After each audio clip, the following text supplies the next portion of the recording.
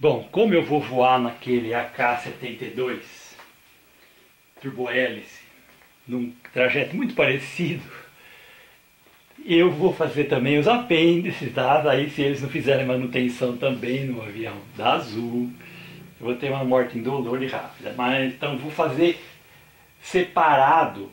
Como eu já voltando aqui pro seminário, o apêndice 1 eu vou falar de trajetória com velocidade descontínua causada por colisão à distância. Eu já tinha falado que a gente está minimizando uma integral, e quando você minimiza uma integral, a função não precisa ser definida em todos os pontos. Se tiver um ponto que a função não está definida, ou dois pontos, ou então um número contável de pontos não está definida, isso não tem problema. Então a velocidade pode ter bicos, tá? Ela pode ter descontinuidade. Lembra que eu falei que você vai ter que dar uma função inicial para resolver o problema variacional? E essa velocidade pode ter bicos, tá? As equações com retardo já são preparadas para propagar bicos, tá? A equação com retardo simples, depois se a gente for ver, não propaga bico, ela só avisa o bico, mas a equação com retardo de outro propaga o bico. Mas não é qualquer bico, precisa ter uma condição variacional para você conseguir propagar e para você poder ter o minimizador. Então a equação de Euler-Lagrange só vale pela esquerda e pela direita dos pontos onde a velocidade é descontínua, porque se a velocidade é descontínua não tem aceleração ali, então você não vai querer uma equação de movimento com aceleração, que nem a equação de Euler-Lagrange que dá a forma de Newton, não vale nos pontos de bico. Nos pontos de bico há um outro bicho que eu vou contar, que é a condição de Weierstrass-Erdmann, tá? Então, e como eu já tinha falado para vocês, esse problema é mais complicado que a QED, que por sua vez é mais complicada do que a mecânica clássica. Então, lógico que vai ter tudo que os dois têm e sobra coisa ainda para ter, tá? É porque contém as duas de complexidade, tá? E você vê originalistas até hoje falando que tem recuo fotônico como sendo um fenômeno encontrado apenas no mundo superfaturado quântico, tá?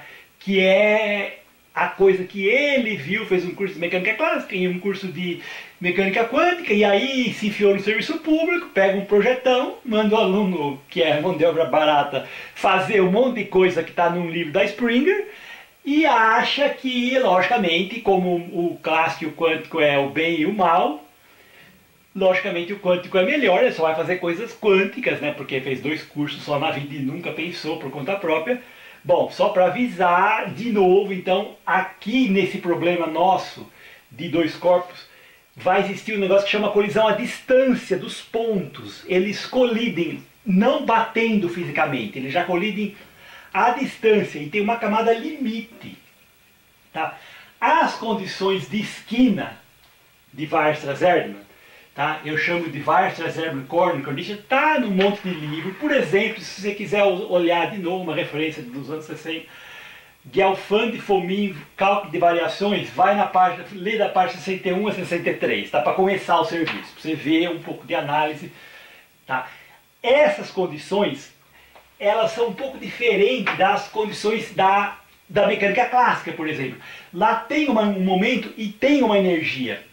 São parecidas, mas logicamente, tanto esse momento quanto a energia, no ponto que a velocidade é descontínua, a velocidade não é definida. Então isso aqui não é definido.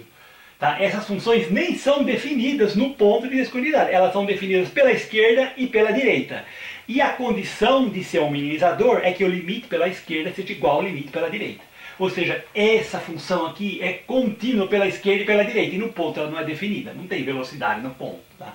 Quando a velocidade é descontínua, você não tem como fazer uma velocidade, porque a trajetória tem um bico ali. Tá? Essas são as condições que você tem que aplicar para cada partícula. São 4 condições. Tá? Como eu estou fazendo aqui uma teoria onde a velocidade no sistema onde a velocidade da luz é 1, eu não coloquei a velocidade da luz aqui, é 1, tá? Então, e física atômica, perto da camada limite, a colisão, a velocidade vai para 1, tá?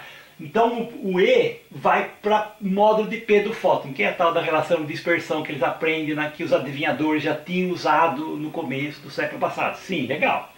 tá? Então essas fórmulas se parecem em alguns aspectos com outras coisas populares que você usa por aí, tá? Mas não tudo, tá? Esse termo aqui alguém já deve ter visto. Agora esse aqui, que é 1 sobre R aqui na energia, mas tem o denominador, tá? Nesse sistema de unidade que eu uso, que a massa do elétron é 1, a carga do elétron é 1 e a velocidade da luz é 1, o raio de Bohr dá 10 a quarta. É grande pra caramba. Só que o denominador, como a velocidade vai perto da velocidade da luz, o denominador é pequenininho. Então fica um grande e um pequenininho. Então esse 1 sobre fator pequenininho dá um fator grande, tá? Que nem 137, esses números dá um fator grande. Na hora perto da camada limite dá um fator grande, tá? Então esse é a história do apêndice 1 e eu estou dando a referência se vocês quiserem olhar.